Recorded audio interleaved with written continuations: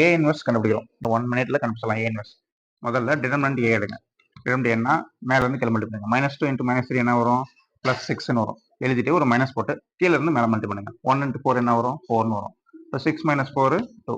இது வந்து not equal to 0 தான். இப்போ டிடர்மினன்ட் ஏ வந்து நாட் ஈக்குவல் டு 0வா இருந்தால் தான் நம்மளுக்கு ஏ இன்வெர்ஸ் கண்டுபிடிக்க முடியும். சரி, இப்போ அட்ஜாயிண்ட் ஏ கண்டுபிடிக்கிறோம். அட்ஜாயிண்ட் சொல்லி கொடுத்தேன். சரிங்களா? என்ன பண்ணணும்? இந்த ரெண்டு நம்பரையும் இன்டர்சேஞ்ச் பண்ணணும். -3 இங்கே எழுதுங்க, -2 கீழே எழுதுங்க. ஓகேங்களா? அப்புறம் இது ரெண்டுத்தையும் சைன் மட்டும் சேஞ்ச் பண்ணிடணும். 4ன்னு இருக்கு, -4ன்னு எழுதுங்க. 1ன்னு இருக்கு, -1ன்னு எழுதுங்க. ஓகேங்களா? முடிஞ்சு. நெக்ஸ்ட் நம்மளுக்கு ஏ இன்வெர்ஸ் ஃபார்முலா தெரியும். 1/determinant A adjoint A. இப்போ 1/determinant A இப்போ தான் கண்டுபிடிச்சோம். என்னது? 2 எழுதிங்க. அட்ஜாயிண்ட் ஏவும் கண்டுபிடிச்சிட்டோம். என்னது? இதுதான் அட்ஜாயிண்ட் ஏ. -3 -4, நெக்ஸ்ட் -1 -2. ஓகேங்களா? சரிங்களா?